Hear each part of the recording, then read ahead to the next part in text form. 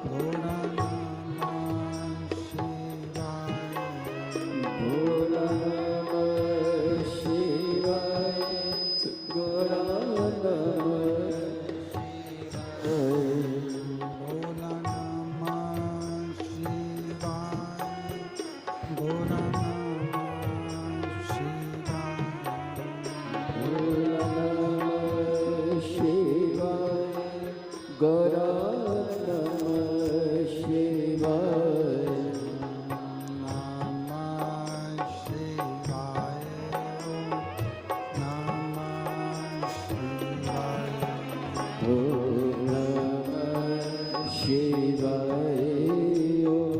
नमः शिवाय।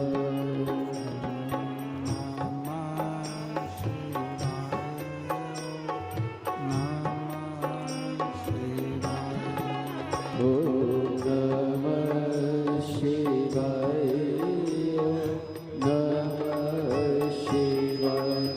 ओम नमः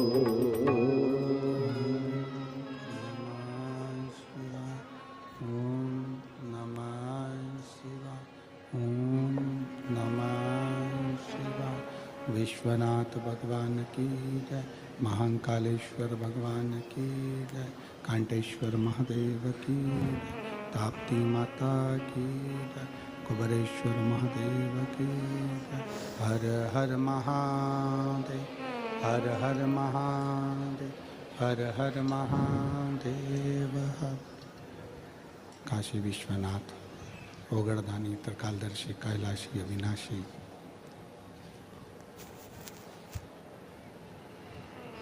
भगवान शिव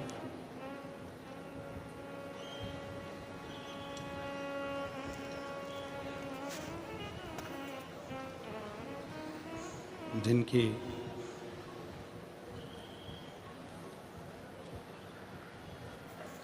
पवित्र पावन शिव महापुराण की कथा भगवान देवाधिदेव महादेव की कृपा से, उनकी करुणा, उनकी उदारता से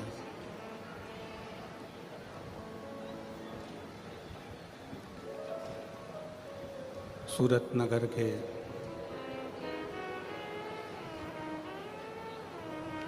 इस पवित्र प्रांगण में गुजरात की इस पवित्र भूमि पर भगवान देवाधिदेव महादेव की कृपा से पवित्र पावन शिव महापुराण की कथा श्रवण करने का सौभाग्य प्राप्त हुआ है।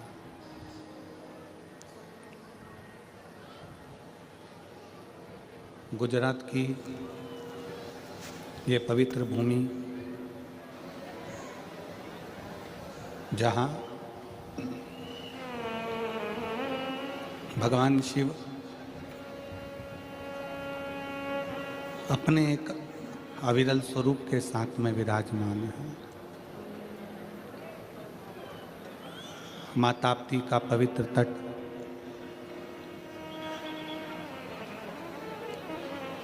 जिस तट पर भगवान शिव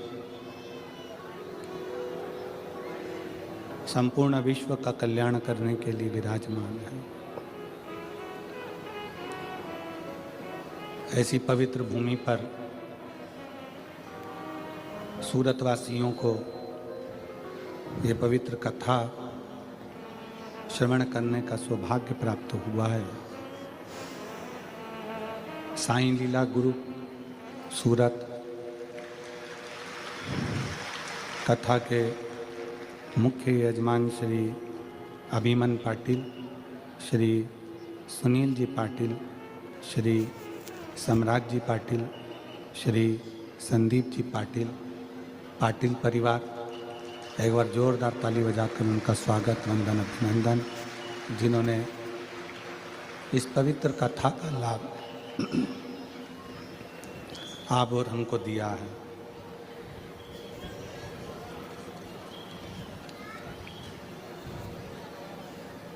शिव और भगवान शंकर की कथा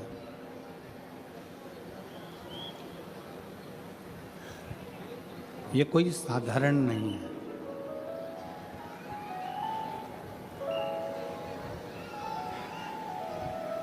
शिव को समझ पाना भी कठिन है और भगवान शंकर को कथा को समझ पाना भी कठिन है, दोनों कठिन।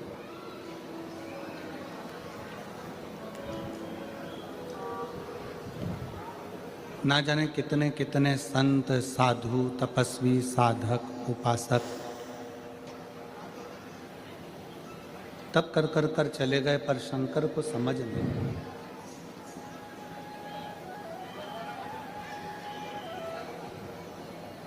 शिव जी को जानना,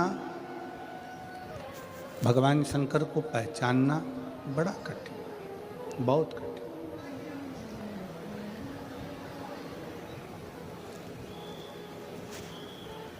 आपके और हमारे भी ना जाने कितने कितने जन्म निकल चुके होंगे, तब भी हम शिव को नहीं जान पाए, हम शंकर को नहीं पहचान पाए।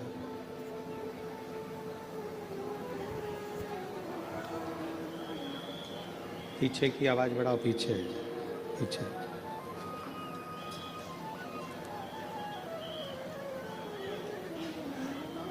ना जाने कितने कितने जन्म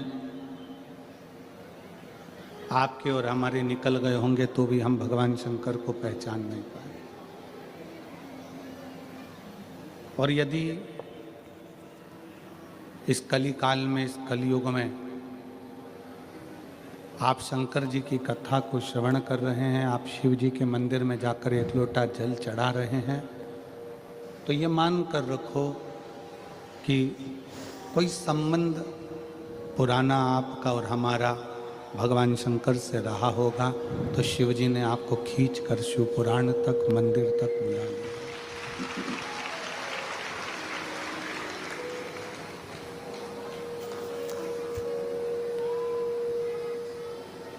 में शिव भक्ति, इस कलिकाल में भगवान शंकर का स्मरण, शिव की उपासना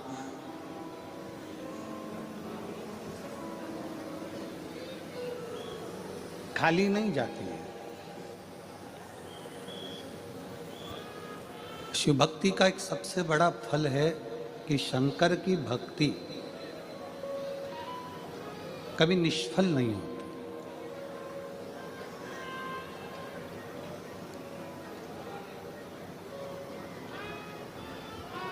शिव उपासना का एक सबसे बड़ा तत्व है कि आप यदि शंकर की अविरल भक्ति को धारण कर रहे हैं, आप भगवान शिव की अविरल भक्ति को सुन रहे हैं,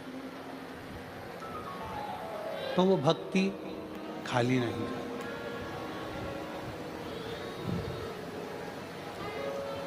और तेरी कृपा बिना ना हिले एक भी अणु, लेते हैं श्वास तेरी कृपा से तनु तनु।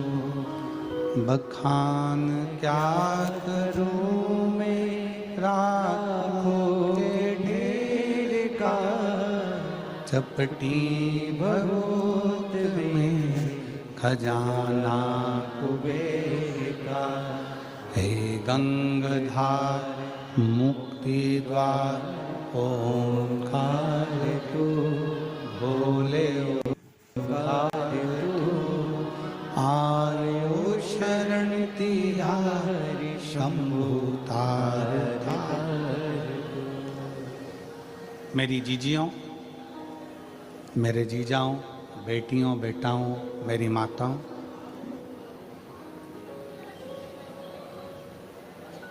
शिव को अगर एक लोटा जल आप समर्पित करें हैं, भगवान शंकर की भक्ति करें हैं, शिवालय तक गए हैं, शिव पुराण तक गए हैं, ये कभी निष्फल नहीं होता।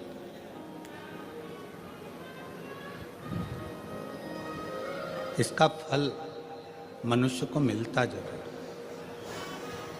हाँ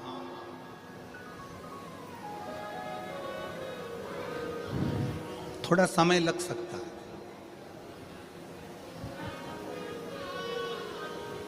पर शिव महापुराण की कथा कहती है कि भले समय लग जाए, पर जैसा एक बच्चा होता है, एक बालक होता है,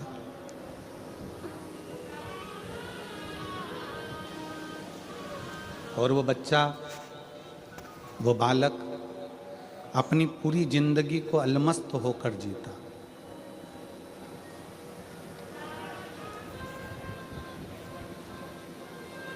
बूढ़ा व्यक्ति पुरानी बातों को याद करता है, पुराने पुराने विचारों को याद करता है, पूर्व में जो हो चुका है उसको याद करता है और चिंता करता है।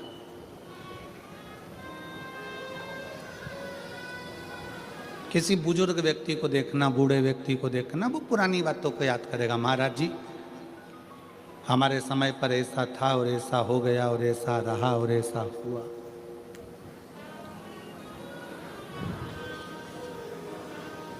वो पुरानी बातों को याद करेगा, पुरानी बातों को विचारेगा, पुरानी बातों का स्मरण करेगा और बाद में उस पुरानी बातों की चिंता में ही लग जाएगा।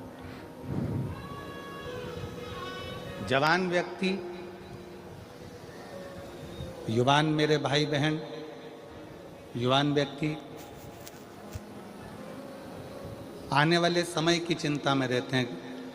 हो सकता है कल का मार्केट डाउन हो जाए, हो सकता है कल का ये मार्केट टूट जाए, कपास डाउन हो जाए, या सोयाबीन ज़्यादा हो जाए, या ये हो जाए या वो हो जाए। बूढ़ा व्यक्ति पुरानी बातों को याद कर कर चिंता करता है, चिंतित होता है और चिंता में डूबता है। युवान भाई बहन, नवयुवक बेटा बेटी आने वाले कल की चिंता में डूबे रहते हैं और वो अपनी ज़िंदगी को कल की चिंता में लगाते लगाते लगाते लगाते मायूस हो जाते हैं, चिंतित हो जाते हैं। बूढ़ा पुरानी बात से चिंतित हो रहा है, नवयुवक बेटा बेटी कल की बात से चिंतित हो रहे हैं। केवल एक, तुम्हारे घर में अगर कोई छोटे बच्चे हों, उन बच्चों को देखना, उनको पुरानी बात से भी मतलब नहीं रहता और उनको आने वाले कल से भी मतलब नहीं रहता। वो अपनी मस्ती में जीते। कल क्या हुआ भूल गए, मम्मी ने कितना डांटा भूल गए, पापा ने क्या कहा भूल गए, दादी ने पटक कर खूब मारा भूल गए। वापिस आए, दादा की गोद में बैठ गए, दादू ऐसा, दादी ऐसा, मम्मी ऐसा, पापा ऐसा, भूल गए। बूढ़ा व्यक्ति पुरानी बातों को याद कर कर रोता है, चिंता में डूबा रहता है। जवान व्यक्ति कल की चिंता में डूबा रहता है और बचपना बच्चा कोई चिंता नहीं करता। उसको मालूम है कि मेरे दादा दादी, मेरे माँ बाप बैठे हैं तो मुझे चिंता क्या करना। बस आपको और हमको भी वही जिंदगी जीना है, एक बच्चे जैसी, कि प्रसन्न होकर जियो। और जब भी चिंता लगे तो ये कह दो कि मेरे दादा दादी बैठे हैं, मेरे महादेव, मेरे शंकर बैठे हुए हैं, मेरा शंभू बैठा है। अकाल मृत्यु वो मरे जो काम करे चंडाल का, और काल उसका क्या बिगाड़े जो भक्त हो महाकाल का। जो शिव की उपासना में डूबा हुआ है, जो शंकर की आराधना में डूबा हुआ है, तो उसको ये सोचना चाहिए कि मैं बच्चा, वो मेरा बाप।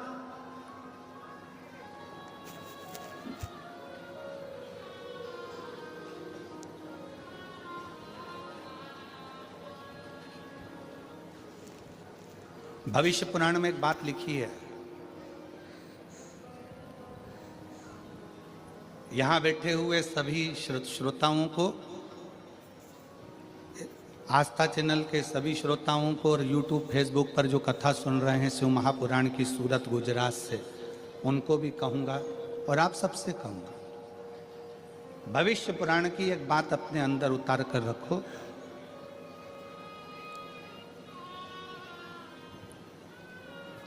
आपकी जब उम्र बढ़ती चली जाए,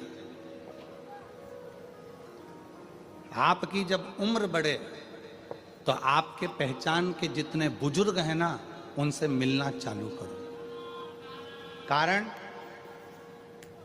आपकी उम्र बढ़ेगी और आप अपने घर के, परिवार के, मोहल्ले के, सोसाइटी के, नगर के बुजुर्गों से, जिनसे आप पहले मिलते रहे हो, उनसे मिलते रहोगे तो आप कभी, आपको ये नहीं लगेगा कि मैं बहुत उम्र में बुजुर्ग हो गया हूँ, बड़ा हो गया हूँ। बड़ों के पास बैठोगे तो ऐसा लगेगा अभी भी मैं इनका बच्चा हूँ, अभी भी मैं इनका छोटा बेटा हूँ। ये भविष्य पुराण कहती है। बड़ों के पास बैठने से हम बहुत बड़े नहीं होते, हम छोटे की छोटे ही रहते हैं। पत्नी के पास बैठोगे तो वो कह देगी तुम्हारी उम्र इतनी हो गई, तुम्हारा बर्थडे ये वाला आ रहा है, तुम्हारा वो जन्मदिन ये वाला आ रहा है। पति के पास बैठोगी तो कह देगा कि तुम्हारा जन्मदिन ये वाला आ रहा है। बहन के पास बैठोगे तो बहन कह देगी तुम्हारा जन्मदिन ये आ रहा है। भाई के पास बैठोगे तो कह देंगे तुम्हारा जन्मदिन ये आ रहा है। पर किसी घर के बुजुर्ग के पास बैठोगे, अपने माता पिता के पास, अपने काका काकी के पास, अपने बुआ फूफा के पास, अपने मामा मामी के पास, अपने नाना नानी के पास, अपने दादा दादी के पास, अपने मोहल्ले में रहने वाले किसी बुजुर्ग के पास बैठोगे तो वो तुरंत कह देगा मुझे तो नहीं लगता कि इतने साल का हो गया, तू तो मेरा वही छोटा सा बबुआ है, तू मेरा भी छोटा सा बेटा है। उसकी निगाह में आप छोटे की छोटे ही हो, उसकी निगाह में आप छोटे की छोटे ही।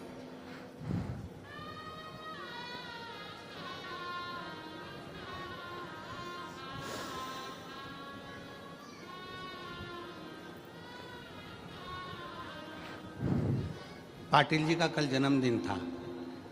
हो तो कोई से हमने पूछा ये कितने साल के हो गए, तो उन्होंने कहा इतने साल के। हमने कहा मैं लगते तो नहीं है, लगते तो नहीं।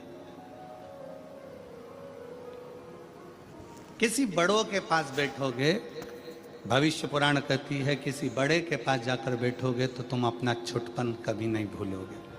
और फिर निवेदन है, आप 70 साल के हो जाओ, 60 साल के हो जाओ, यहाँ पर कई मेरी बहनें बैठी हुई हैं, कई मेरी जीजियाँ बैठी हैं जिनको 20-20 साल तक औलाद नहीं हुई, और 20 साल तक जब औलाद नहीं हुई तब वो समझने लगी। लोगों ने कहा 20 साल शादी को हो गए, बच्चा नहीं है, 27 साल शादी को हो गए, संतान नहीं है, 24 साल शादी को हो गए, 10 साल शादी को हो गए, तुझे औलाद नहीं है। उसको ऐसा लगता है कि मेरी इतनी शादी को साल हो गए। तब उस बहन ने शंकर जी के मंदिर में एक लोटा जल चढ़ाना प्रारंभ करा। तब बहन को समझ में आया कि अभी मैं छोटी हूँ, मेरा बाप अभी बैठा हुआ है।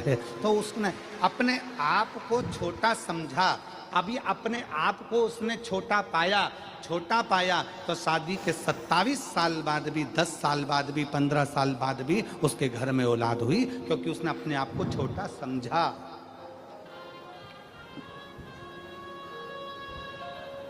बड़ी बहू और छोटी बहू, इसमें दोनों में सबसे ज्यादा सुखी कौन सी रहती है? बोलो री जीजियों, बड़ी बहू ज्यादा सुखी है कि छोटी? सबसे ज्यादा सुखी होती है छोटी। क्यों? बड़ी के हाथ से थोड़ी सी भी काम बिगड़ जाए ना तो सास चिल्ला के दौड़ती है, तुझ में तो अकल थी, तू तो बड़ी थी, तू तो समझदार थी।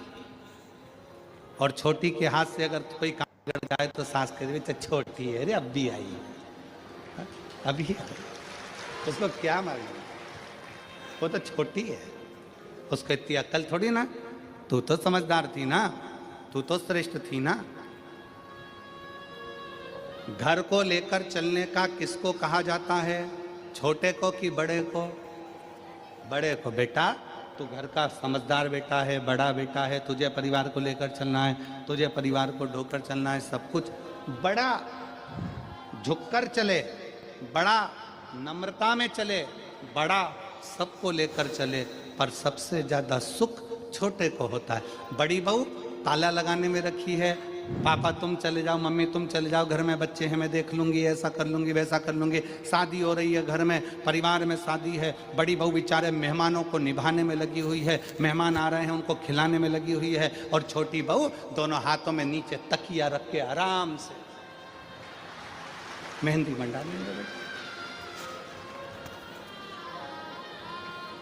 अब किसी ने सास से कहा वो तुम्हारी छोटी बहू को देखो जरा, मेहंदी मंडवा रही है और वो बड़ी बेचारी इतना काम कर रही है, तो इतने में सास ने भी कह दिया, पल्लू में सास ने पल्लू लेकर, उसमें तो अक्ल नहीं है, अक्ल नहीं।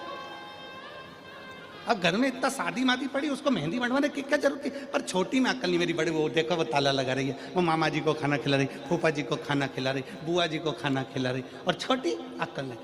और बड़ी बहू को तैयार होने की फुर्सत नहीं, और छोटी पार्लर में 2 घंटे से गई है, 2 घंटे से वो मुंडा ऊपर करके कजन क्या पोत पोता के 2 ककड़ी का टुकड़ा रख के बैठी 2 घंटे।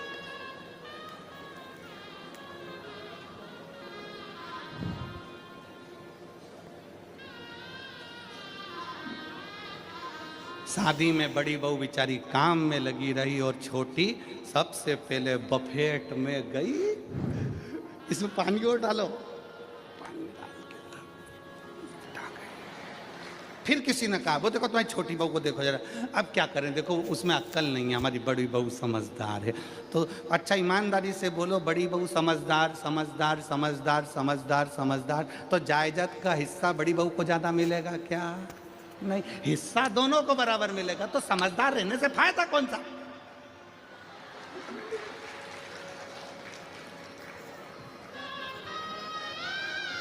फिर लाभ कौन सा है? शिव पुराण कह रही है, बड़े मत बनो। शिव पुराण कहती है, दिल से हमेशा स्मरण करना, दिल के बड़े बनना, पर अपने हृदय से छोटे रहकर, चित्त से छोटे रहकर, छोटे रहकर अपने माता पिता के चरणों के दास रहकर,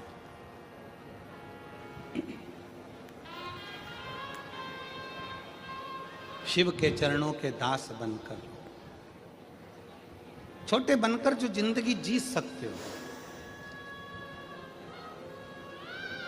छोटे बनकर जो सुख झेल सकते हो, जो ले सकते हो, वो सुख कहीं नहीं मिल सकता। भविष्य पुराण कहती है कि बड़े को चिंता, बड़ा स्मरण करता रहता है पूर्व का, जवान युवान बहन भाई चिंता में डूबे रहते हैं कल की, और बच्चा अपनी आनंद की जिंदगी जीता है। उसको मालूम है मेरे घर में मेरे माँ बाप, मेरे माता पिता। छोटे बने,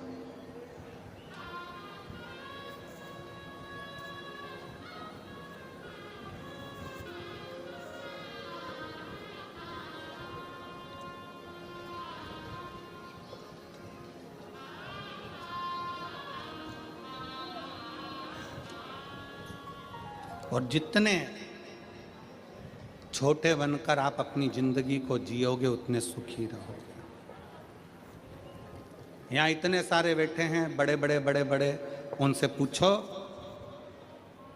कमा रहे हैं तो टेंशन है, कमा रहे हैं तो टेंशन है, टैक्स देना है, ये करना है, वो करना है, ये धरना है, वो धरना है। छोटे से पूछो, छोटा, कोई चिंता नहीं, आएगा जाएगा, अपनी मस्त की जिंदगी जीना।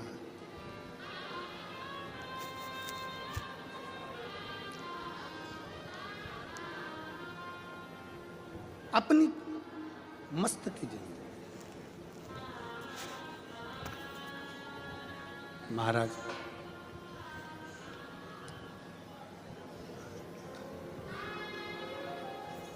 कोई भी पूछे जिंदगी में, आप एक बात जरूर कहते हो कि मैं अच्छा हूं, अच्छा हूं। कोई तुमसे पूछ ले, केम छो, मजा मां,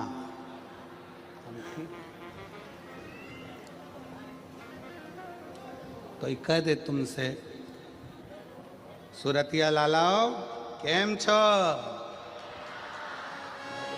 कोई कह ले तुमसे,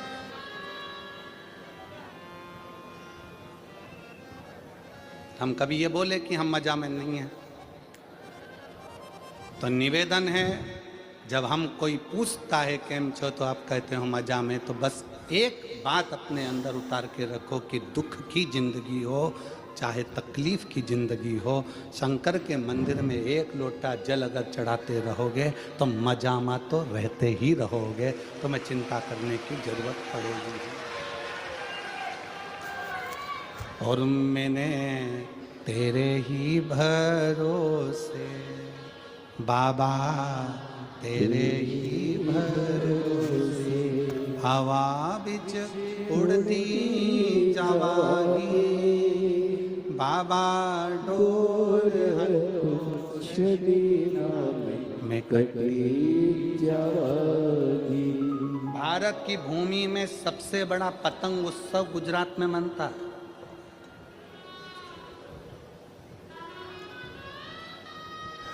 जितनी गुजरात के लोग उड़ाते हैं उतनी कोई नहीं उड़ा पाता।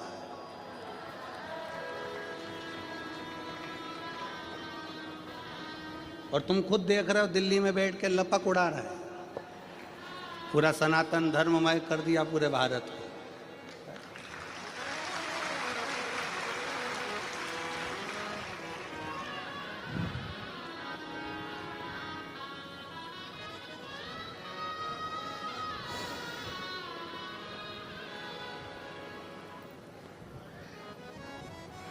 खूब उड़ाओ, खूब उड़ाओ।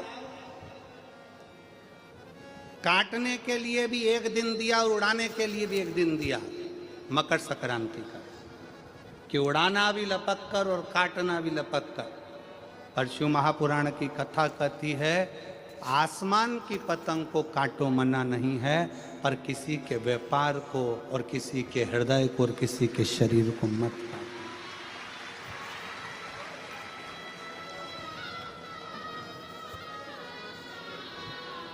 काटो। अपने पड़ोस में किसी बेटी का संबंध हो रहा है, किसी बेटे की शादी हो रही है, कोई तुमसे पूछने आया कि साहब शादी कर रहे हैं, लड़का कैसा है। काटना नहीं, बहुत अच्छा है, बहुत अच्छी बेटी है, करो, बड़े प्रेम से करो, बहुत अच्छे से करो, बहुत श्रेष्ठता से करो।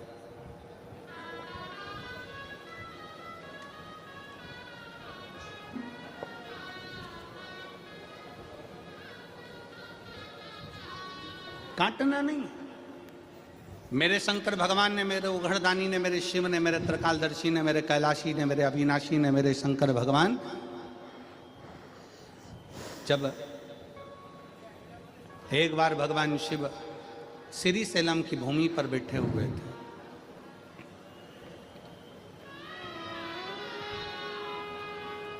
और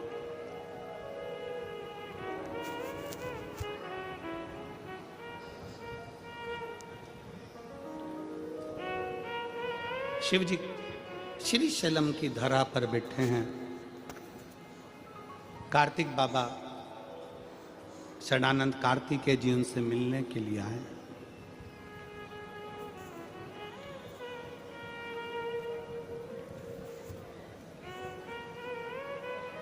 शिव जी के साथ में माता पार्वती जी भी विराजमान।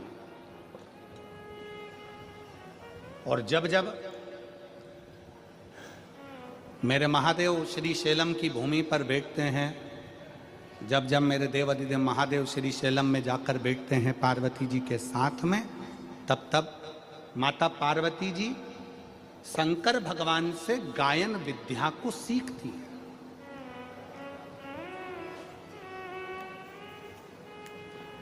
माता सरस्वती भी उस स्थान पर आकर बैठती हैं कि भगवान शंकर जब पार्वती जी को गायन विद्या सिखाएंगे, जब भगवान शंकर माता पार्वती जी को गायन विद्या देंगे, तब हम भी स्वीकार करेंगे। और श्री शैलम की भूमि पर जब जब महादेव भगवान शंकर पार्वती जी को गायन विद्या देते हैं, उस जगह पर तुमरुका जी भी आकर खड़े हो जाते हैं। तुमरुका जी जिनका घोड़े का मुख लगा है, वीणा हाथ में, करताल हाथ में, शिव शिव शिव शिव, ओम नमः शिवाय, ओम नमः शिवाय, ओम नमः शिवाय जपते हैं।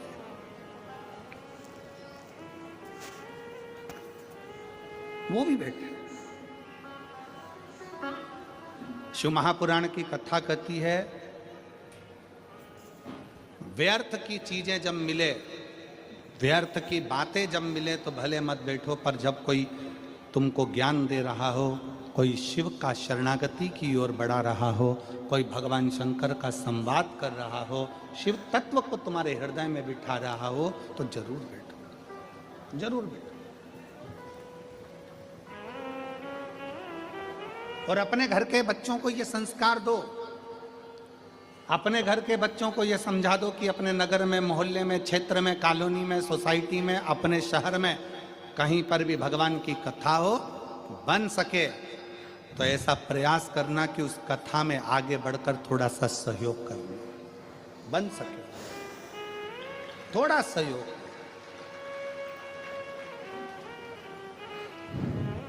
और एक बात हमने पहले भी कथा में कही थी, आज फिर कहते हैं, उपहार देकर बच्चों को केवल बचपन में खुश किया जा सकता है। बच्चों को अगर खुश रखना है, बचपन में उसको खिलौना दे दो, सामान दे दो, झुंझुना दे दो, मिठाई खिला दो, ये खिला दो, वो खिला दो, टॉफी ला दो, गिफ्ट ला दो, माला ला दो, उसका वीडियो गेम ला दो, उसको मोबाइल दिला दो, बच्चा खुश हो जाए। उपहार देकर बच्चे को केवल बचपन में खुश रखा जा सकता है। उपहार देकर बच्चे को केवल बचपन में खुश रख सकते हो। परशु महापुराण की कथा कहती है, संस्कार देकर बच्चे को जिंदगी भर खुश रख सकते हो। पूरी जिंदगी बच्चे को खुश रखा जा सकता है, पूरा जीवन।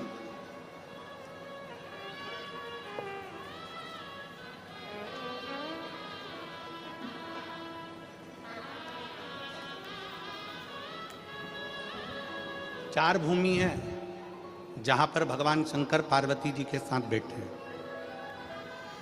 और सत्संग किया। कितनी भूमि है? जम के बोलो जरा।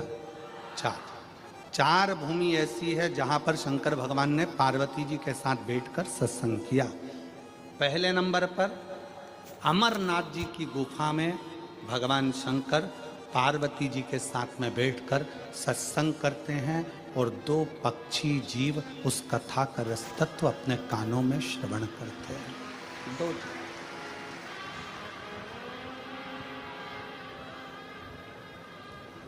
अमरनाथ की गुफा और अमरनाथ जी की गुफा में बैठकर भगवान शंकर पार्वती जी के साथ सत्संग कर, भगवान शिव पार्वती के साथ सत्संग।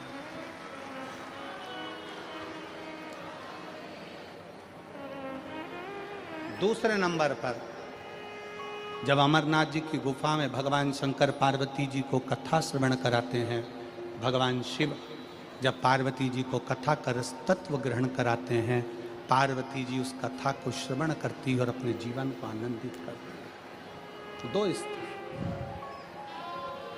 दो जगह।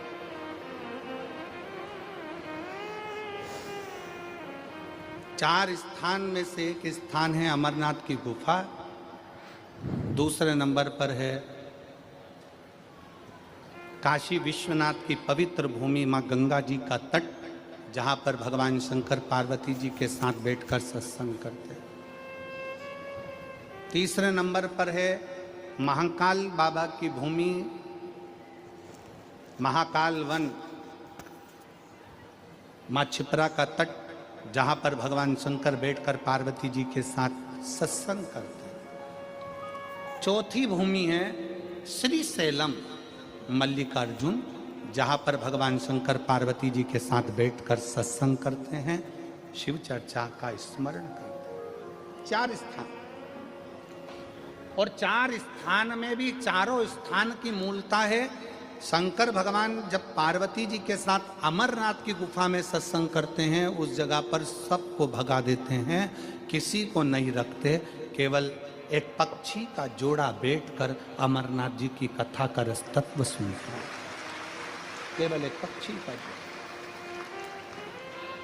जब अमरनाथ जी की कथा में, अमरनाथ जी की गुफा में केवल शंकर और पार्वती दोनों बैठते हैं और सबको भगा कर वे केवल एक पक्षी का जोड़ा बैठकर कथा को सुनता है। दूसरे नंबर पर है काशी विश्वनाथ की भूमि।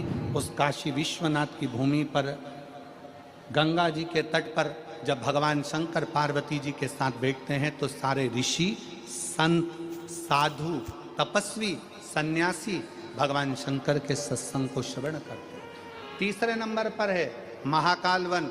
महाकाल वन में जब भगवान शंकर पार्वती जी के साथ बैठकर सत्संग करते हैं तो शंकर के सारे गण और सारे भैरव भगवान शंकर की उस पवित्र कथा को 64 योगिनियों के साथ श्रवण करते हैं।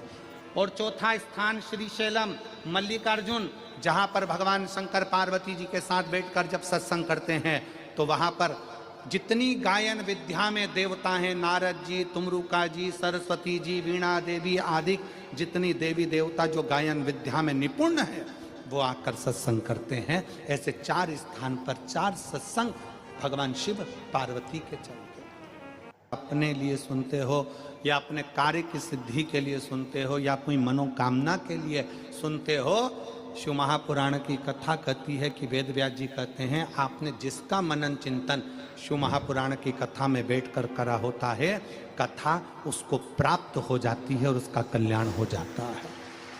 शिव महापुराण का सबसे बड़ा एक आनंद है कि हम कथा में बैठकर जो स्मरण करें, हम कथा में बैठकर जैसा मनन चिंतन करें,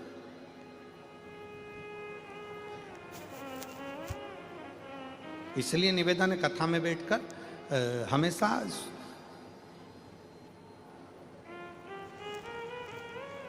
प्रयास करा करो कि अच्छा मांगो। हमने पहले कथा में कहा था कि 3 मित्र थे और तीनों मित्र शंकर जी के मंदिर में गए, शंकर जी की स्तुति करी, शंकर जी प्रसन्न हो गए। शंकर जी ने कहा मांगो पहले वाले से, तो वो बहुत 2 मित्र काले थे, एक गोरा था, तो उस काले मित्र ने कह दिया भगवान मुझे गोरा कर दो। शिव जी ने उसको गोरा कर दिया।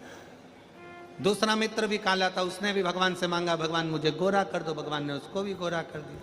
अब तीसरे का नंबर आया, उससे पूछा तू मांग ले, तो कि जैसे थे वैसे ही कर दो। ये जैसे थे इनको वैसा कर दो, काले थे काला ही कर दो। अब जरा विचार करने वाली बात है, तीसरा मित्र चाहता तो कुछ अपने लिए अच्छा मांग लेता, पर दूसरे का बुरा करने के चक्कर में वो अपना भी छोड़ बैठा और अपने लिए भी नहीं मांगा। हम दूसरे का बुरा करने में लगे हुए हैं तो अपना भी छूट जाता।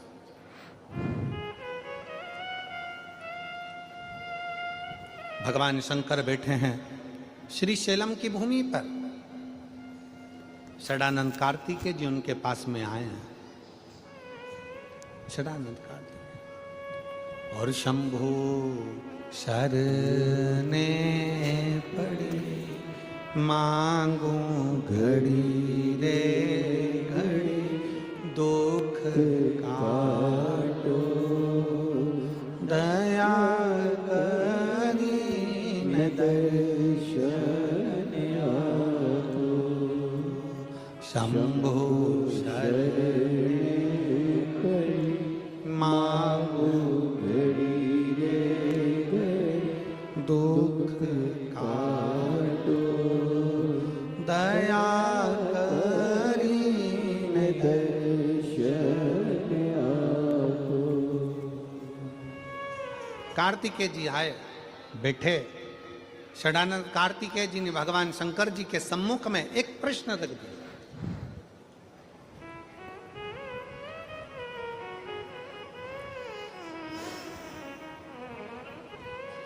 और प्रत्येक संसार के मनुष्य सुन ले बड़े सावधानी से। घर के नव युवक बेटा बेटी सुन ले, अगर तुम्हारे दिल में कोई प्रश्न आया है, तुम्हारे दिल में अगर कोई संवाद आया है, तुम्हारे हृदय में अगर कोई प्रश्न उपजा है, तो प्रयास करना कि उस प्रश्न का उत्तर अपने माँ बाप से, अपने घर के दादा दादी से, अपने घर के व्यक्ति से उसका उत्तर ढूंढने का प्रयास कर।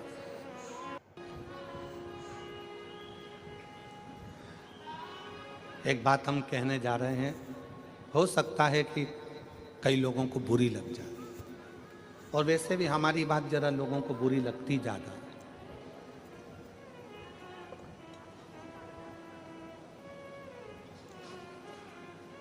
आजकल की छोरियों को कच्चे मकान और सच्चे